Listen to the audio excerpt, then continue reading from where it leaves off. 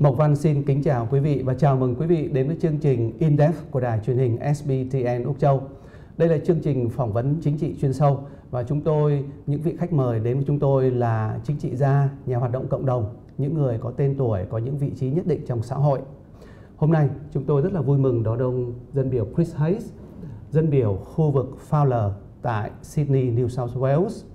Chris Hayes, welcome to the program. Kính chào quý vị. Thank you very much. We checked your Facebook this morning, yes. And we saw you organizing a seminar Yes. about fair work hearing in Cabramatta, Right. the very heart of the Vietnamese community in Sydney. Please tell us about the hearing or the seminar. Sure. The basis of the seminar is to bring people together to talk about issues in the workplace. And in my community, we have a lot of low-paid workers, and particularly a lot of women from the Vietnamese community that are working as outworkers in a range of industries, and particularly in the garment assembly areas. A lot of people get paid only by the product that they're able to manufacture, sometimes doing it at home. There's a very significant portion of people who regrettably are exploited in doing that.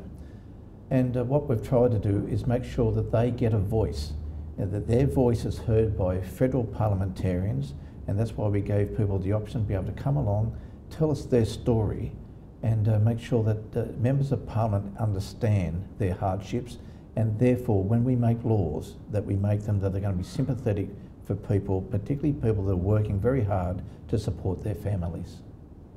Yes, and what are their concerns, if you heard of something? Well, part of the concerns are that the federal government has proposed a review of minimum rates of pay, so people get paid lower rates of pay, as also in particularly areas such as the hospitality industry being able to cut penalty rates. And there's a lot of people that work as cleaning in hospitals or cleaning in the hotel accommodation, and we think it would be very, very unfair on them working some of the very harsh conditions and very late hours to cut their penalty rates, because after all, people work those jobs mainly to support their families, and this becomes very, very important to them, not to cut how much money that they can take home, but to ensure that they get a fair wage so they can support their families. So we want to make sure that our community, and in my case, my Vietnamese community, their voice is heard by all federal parliamentarians when we sit down to negotiate about rates of pay, or how rates of pay should be viewed rather, and penalty rates in terms of going forward. We want to make sure that we protect working families. What I heard is the Labour government, the position of the Labour government, the Labour Party, is to keep the penalty rates in the form it is now. Yes. Now. Yeah. Is that correct? It is. Penalty rates are there for a reason. You know, people work 8 hours a day, but if you're going to work more than that, there's a penalty attached to it. And if you're going to work very unsociable hours, late nights or very, very early mornings, again, there's got to be there's got to be something in it for the worker. And simply because people come from a migrant background, that they may not understand Australian laws, unfortunately, the truth is many refugees and migrants to this country are exploited because they don't understand the laws, they don't understand the access they have to a system to be able to get redress from those matters. So we're trying to make workplace laws more simplified, and certainly, but we don't want them to work in such a way that would penalise people who depend on their level of take-home pay. And you can see, quite frankly, we're not talking about high rates of pay here, but we don't see this as an opportunity for employers to come in, take advantage of people and cut their rates of pay. I know how hard the families in my community work to look after their kids, to get them to school, and to make and develop new Australians. Yes. We don't want to make their job any harder than what it is. Yes, yes, correct. Now, I've been reading your maiden speech 10 years ago in the Parliament.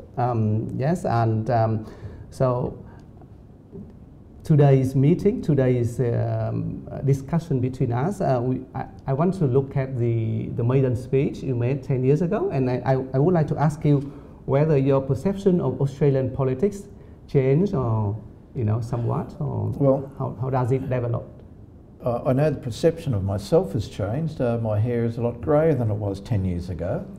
But in that, when I made that speech, I was representing people in the seat of Werriwa, which is around Campbelltown in New South Wales.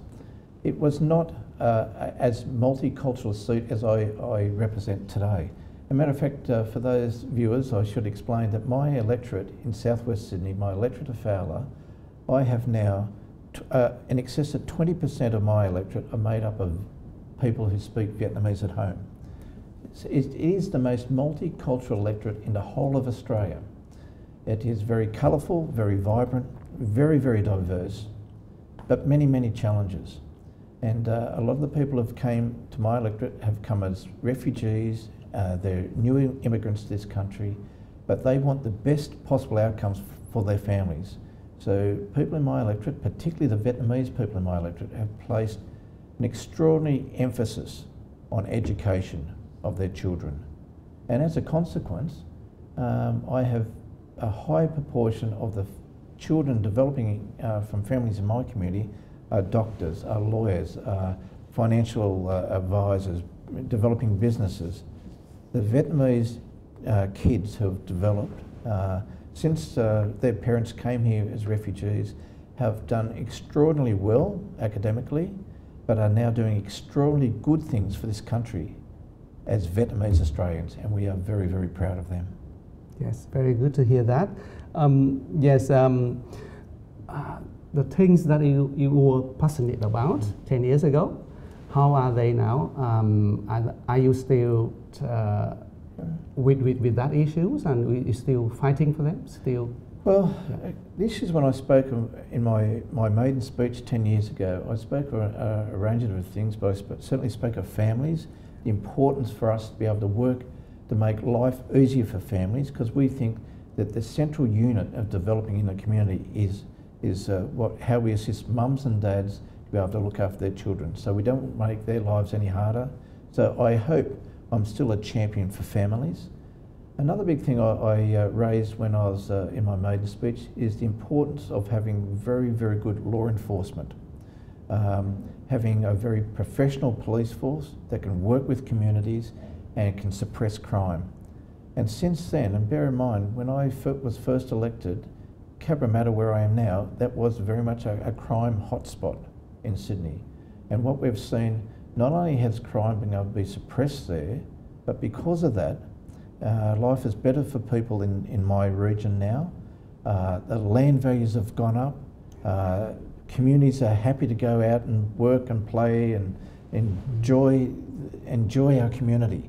And I think that comes because my community in southwest Sydney has worked very, very closely with our local police to make sure that we suppress crime, to make sure we got rid of the drug dealers, to make sure that it was a safe community for them and their families.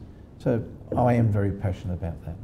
Yes, thưa quý vị, vừa rồi chúng tôi có hỏi ông Chris Hayes về những cái chủ đề mà ông quan tâm, ông rất là passionate 10 năm trước đây khi ông mới trở thành dân biểu liên bang. Hiện nay thì chúng ra sao và ông có còn theo đuổi những cái chủ đề đó hay không? Thì ông vẫn khẳng định là ông vẫn theo đuổi chủ đề về gia đình, về an toàn tại cái khu phố mà người Việt kinh doanh, nhất là Cabramatta. Cái khu phố đó người Việt kinh doanh và người Việt sống rất là nhiều. Và ông muốn quan tâm đến là làm sao lực lượng cảnh sát hiện đại và được trang bị đầy đủ để mà bảo vệ cái sự bình an cho người dân. Và đến ngày hôm nay thì ông vẫn tiếp tục quan tâm đến những chủ đề đó. Thank you. And on your aspiration, 10 years ago and now, and your wish to make a difference, to make contribution to the community through public life. Yeah. Well, I think my aspirations still stay the same. I don't see politics as a job. I think it's a very, very special honour that I have to represent my community in the federal parliament. And so long as I can make a contribution to make life better for the people I represent, I think that's my aim. That's my sole motivation, quite frankly. So I intend to work very, very closely with my community, with the families that make up my community, to ensure that I am working and doing things that they want me to do, that they think it's important, in order for me to actually help deliver them a better community for the future. And I will stay working very closely with local families, because after all, we are in a democracy, and I am responsible to each and every one of those families, and they will have a chance to sometime next year to mark my report card, whether they think I've done a half decent job. I'd like to think I have, but I will keep working to support the people of my community. Yeah, very good. Yes, and so to have how is your week? To have a busy week? Well, yeah, this week has been very busy. We've had a lot of constituents because I've been in Canberra, so coming back to here, constituents coming in to talk to me on a range of different things. But in addition to that, we've been making preparations for the Moon Festival, which is occurring this weekend, which will be very, very colourful, very loud, very exciting period in our community. So it's something that's one of those things that I have in a multicultural community, that we get to enjoy these things. So someone who grew up, my great-great-grandparents came to this country from Ireland. So to some extent, we have been in Australia since the mid-1890s. But it is just so wonderful for me, not only to attend these multicultural functions, but to take my grandchildren along. And so they're growing up in a multicultural community. It's not seen as them and us, this is all of us. And when my granddaughters can turn up wearing alye, despite having red hair and very pale skin, it is a very exciting time for them as well. It's excellent to watch them, to look at them wearing allies, and with the things you just described, pale skin and red hair. It's a focus of the fair, of the festival. Rather, people look at the girl and having a lot of. Well, it is, and this is the reason why we should be very, very proud of what we've been able to achieve. We have achieved a very balanced, a very harmonious, multicultural community of anything. This is probably our single most proudest achievement. We are a multicultural country, but my electorate is the most multicultural in any area of Australia, and that's something I hold near and dear. I speak regularly about this in Parliament, and I always talk about how proud I am to represent this community. I will come back to that point.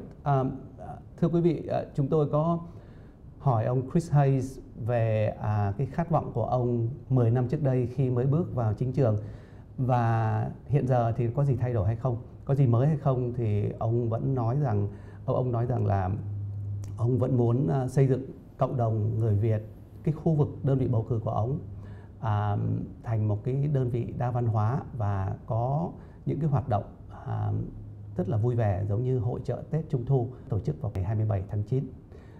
Và ông rất là xúc động khi nói đến đứa cháu ngoại của ông mặc áo dài tham gia lễ hội Trung Thu và cùng gia đình của ông. Và ông nói rằng đây là một cái biểu hiện về chủ nghĩa đa văn hóa rất là thành công ở Úc Châu, và đây là điều làm cho ông rất là tự hào trong vai trò dân biểu. Và mỗi một lần đi đâu gặp ai nói chuyện thì ông đều quảng bá về cái thành tích đó, về cái tính chất đa văn hóa của xã hội Úc như vậy. Yes, talking about success of your electorate and multiculturalism life or activities over there,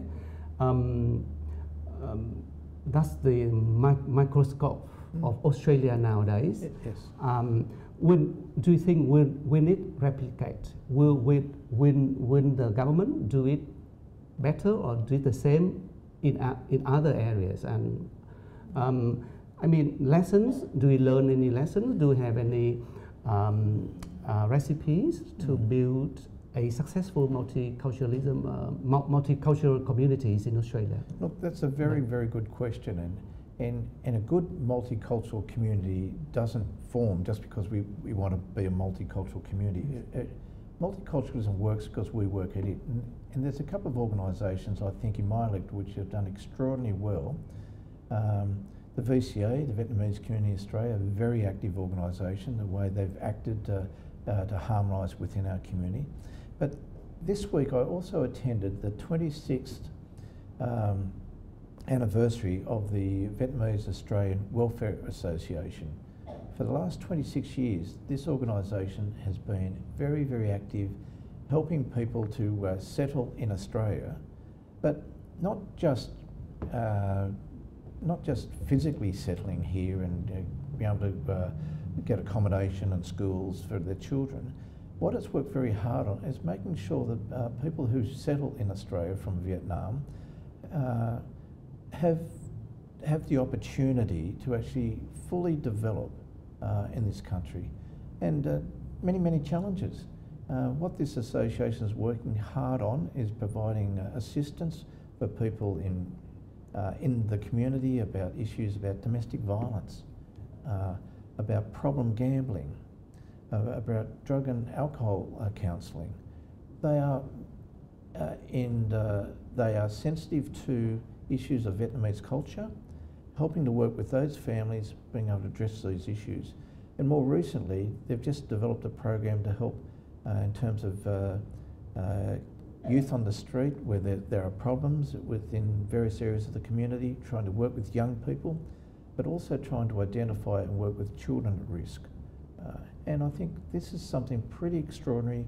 We are very lucky to have in our community an organisation like the Vietnamese Australian Welfare Association providing these services to ensure that not only, as I say, not only are these families being able to settle here, but able to look after those families, address the various issues and challenges that they have, and helping their kids develop to fulfil their potential in Australian society. Excellent. Share with us your diary for the coming weeks, please. Actually, I've got to think about that, but I know the Moon Festival's taking up a lot of activity at the moment. Yeah. One of the other things we have been working on, because as you know, the federal government has made a decision to accept 1,200 Syrian refugees into Australia. I have been becoming more involved in that because what I have regularly told people that we have had some experience in accepting refugees in this country, and bear in mind 40 years ago Australia opened the doors to 50,000 refugees from Vietnam, and eventually 96,000 refugees eventually came. So we very happily boast now that we have over 200,000 Vietnamese speakers who see themselves as Vietnamese Australians. And one of the things I've been talking regularly about is that when we do take in refugees and when we help them settle, that's not the be all and end all of it. We must look at what they achieve in this country. And there is no group of refugees or immigrants, I think, that have made the level of contribution that the Vietnamese have had in our nation. In 40 years since the fall of Saigon, if you look at the achievement of Vietnamese Australians, what their children have developed, what they are doing, the role that they're now playing to advance Australia as a society in a global world. In that short period of time, I don't think any other group of immigrants to this country have come close to making the contribution that Vietnamese Australians have. Thank you. Thưa quý vị, chúng tôi có hỏi qua ông Chris Hayes về cái công việc của ông trong tuần này và một số tuần tới. Thì ông có nhắc đến cái lễ Trung thu rất là lớn tại Cabramatta vào cuối tuần. Và cạnh đó thì ông cũng nhắc đến người tị nạn từ Syria mà Úc Châu vừa mới tuyên bố nhận 12.000 người. Và ông nói rằng là công việc của ông ngày nay thì liên quan nhiều hơn và càng ngày càng liên quan đến người tị nạn từ vùng Trung Đông tới. bởi vì ông tại khu vực cử tri của ông đại diện thì có người Việt tị nạn là một cộng đồng mà đã trưởng thành đi lên và đã đóng góp rất là thành công cho xã hội Úc Châu, và ông hy vọng là điều này cũng sẽ xảy ra đối với các cộng đồng tị nạn khác được nhận vào Úc. Thưa quý vị, hôm nay tại phòng thu chúng tôi cũng có một vị khách đặc biệt từ Philippines, Phi Lô Tuân tới đây, và vị khách này do ông Chris Hayes dẫn tới. Chris Hayes, we have a special guest today with us at the studio. And may I ask you, Tuấn is an intern at your office. Yes. It's kind of the first project ever. Well, it's a project I agreed to enter into with Jin Hoi from Voice. What we were very keen to look at is giving young Vietnamese the opportunity to be able to look at and work in and understand working in an Australian, not only society, but also in an Australian democracy. Jin Hoi and myself agreed that Chun would start with me. He would be with me for 3 months. And during that period of time that he will see the work that I do during my office, what I do with constituents, how I process, how people have access to levels of government. He will work to see with the various trade unions out there to understand how it is important that trade unions that represent workers are not controlled by government, so a free voice for workers. And he'll also accompany me to Parliament House, so he'll see how laws are made down there, how we will argue and in Parliament, and at the end of the day, our democracy will establish the legal framework to go forward. So it isn't very important, and it was a good opportunity. And as Jin Hoi said, this is the first ever of Voice being able to have an intern with an Australian MP to be able to work with us, and it's very, very important as we move towards the Trans-Pacific Partnership. And what I've asked Chung while he's working with me as a special project, we're going to look at the development of the TPP and why it's important that if Vietnam's going to be a signatory to that, why it's important that they have very clear and enforceable labour laws that we can look after the interests of workers in Vietnam. Very good. Thank you very much. Thưa quý vị, ông Chris Hayes có nói đến sự hiện diện của anh Nguyễn Anh Tuấn từ tổ chức Voice Philippines ngày hôm nay tại phòng quay của SBTN Úc Châu, và ông có nói đến đây là một cái dự án đầu tiên trong chính trường Úc Châu là có một thanh niên Việt Nam làm thực tập, làm intern tại một văn phòng dân biểu Úc Châu. Và trong thời gian anh Tuấn làm việc với ông Chris Hayes thì anh sẽ tìm hiểu về hoạt động của công đoàn, của báo chí tự do tại Úc, của nghị viện Úc, của những cái cách tranh đấu và bảo vệ quyền lợi của người công nhân từ những người dân biểu như ông Chris Hayes. Thanks very much for your introduction. Thank you. So shall we move to talk to Tuấn? Yes. Thank you. Rồi, chào Tuấn. Vâng, xin chào anh Mục. Đồng kính chào quý vị khán giả của đài SBTN Úc Châu.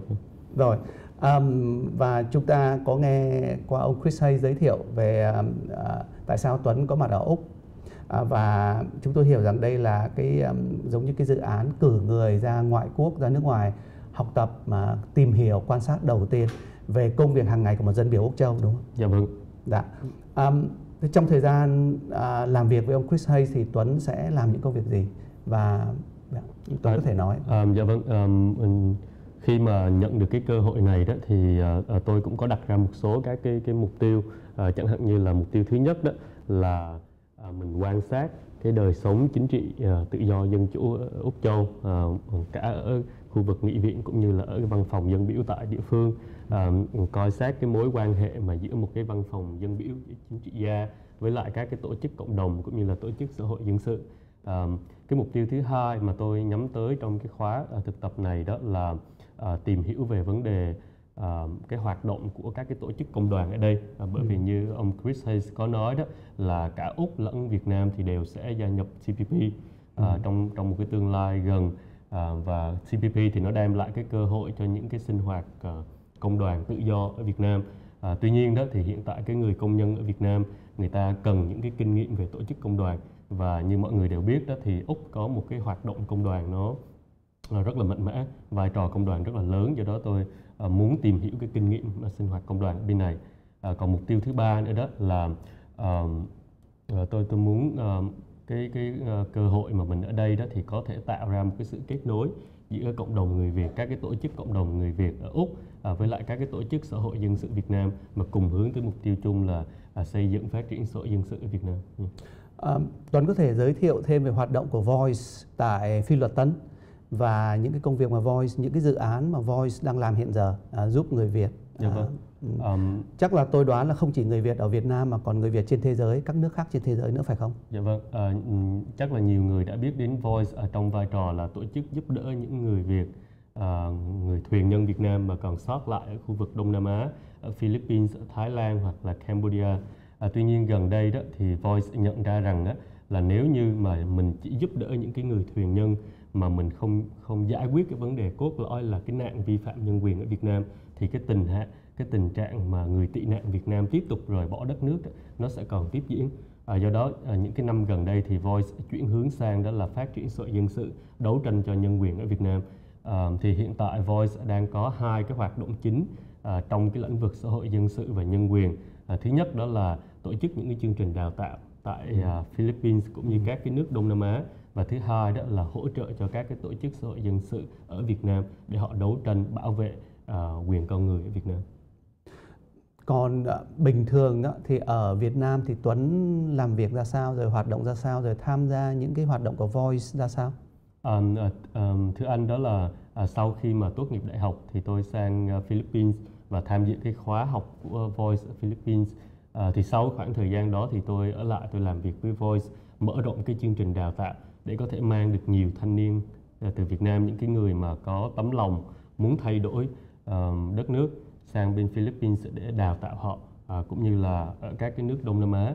Thì một cái bước tiếp theo đó chính là cái việc mở rộng cái chương trình đào tạo đó, không phải chỉ ở các nước Đông Nam Á mà bây giờ chúng tôi muốn là gửi người đến các cái nước mà có cái sự phát triển tự do dân chủ cao hơn, chẳng hạn như là Úc, là Mỹ hoặc là châu Âu, để từ đó thì những anh chị em trẻ ở Việt Nam có một cái nhìn rộng mở hơn và từ đó có thể đóng góp tốt hơn ở Việt Nam. Vâng, rồi trong 3 tháng đi thực tập tại Úc với văn phòng dân biểu Chris Hayes thì Tuấn hy vọng sẽ đạt được, sẽ lãnh hội được những cái kiến thức gì, và những kiến thức đó thì sẽ giúp được gì cho cái hoạt động của Tuấn với tổ chức Voice, và cũng như là trong cái chuyện mà quảng bá tới Việt Nam. Tôi xin chia sẻ thế này, tức là chỉ trong vòng 1 tuần vừa qua khi mà tôi ở văn phòng ông Chris Hayes thì tôi đã nhận ra rất là nhiều cái điểm khác biệt khi mà so sánh với lại Việt Nam. Chẳng hạn có những cái buổi gặp giữa ông Chris Hayes với lại những cái người dân ở đây, thì thực sự đó là cái vai trò mà đại diện nhân dân của một cái vị dân biểu Úc đó, mình có thể cảm nhận được người dân đến với văn phòng và hỏi rất nhiều câu hỏi ở nhiều những cái lĩnh vực khác nhau. Và cái thái độ của ông Chris Hayes khi mà lắng nghe, khi mà giao tiếp với người dân đó, rất là thân thiện, rất là gần gũi, là một cái điều đó mà tôi chưa bao giờ thấy ở Việt Nam. Hoặc là một cái dịp khác, mới cách đây vài hôm thôi, thì chúng tôi có một cái buổi nói chuyện với lại lắng nghe cái tiếng nói từ các cái tổ chức công đoàn ở bên này, và từ đó thì tôi thấy được cái vai trò của công đoàn bên này rất là quyết liệt, rất là mạnh mẽ, cũng như là cái sự lắng nghe mà từ phía các chính trị gia rất là ân cần, rất là chu đáo. Cái mục tiêu tôi đặt ra thì như khi nãy tôi có chia sẻ là có 3 mục tiêu, và nếu mà nói một cách thực tiễn đó thì tôi rất là mong muốn tạo dựng được mối quan hệ sâu sắc hơn nữa với các cái tổ chức công đoàn ở bên này, để khi mà chúng tôi tổ chức những cái khóa đào tạo huấn luyện cho những người mà muốn hoạt động về quyền công đoàn hoặc là quyền công nhân ở trong nước đó, thì có thể có cái sự giúp đỡ từ các cái tổ chức công đoàn bên này cũng như là đảng lao động bên này. Excellent. Cảm ơn Tuấn. Cảm ơn Tuấn. Very good, Chris Hayes. We've been speaking about Tuan's agenda and things he hoped he would achieve during his 3-month internship with your office, and well presented, well said, and all the best. Cảm ơn. Okay. Thank you. Nhân đây thì tôi muốn gửi lời cảm ơn tới cộng đồng người Việt ở Úc, bởi vì nếu như mà không có cộng đồng thì sẽ không có cái cơ hội tôi được làm việc ở văn phòng ông Chris Hayes. Hy vọng chúc mọi người một mùa Trung thu vui vẻ. Well, I wish everyone a happy Moon Festival, and hopefully that they can come and visit Cabramatta. Chúc quý vị Trung thu vui vẻ. Beautiful. Thưa quý vị, vừa rồi là In-Depth của đài truyền hình SBTN Úc Châu. Trong cuộc phỏng vấn tuần này, chúng tôi có dân biểu Chris Hayes từ đơn vị Fowler và anh Nguyễn Anh Tuấn từ Voice Philippines sang Úc Châu thực tập 3 tháng tại văn phòng dân biểu Chris Hayes. Cảm ơn quý vị đã theo dõi và xin hẹn gặp lại quý vị trong những lần phỏng vấn tuần sau.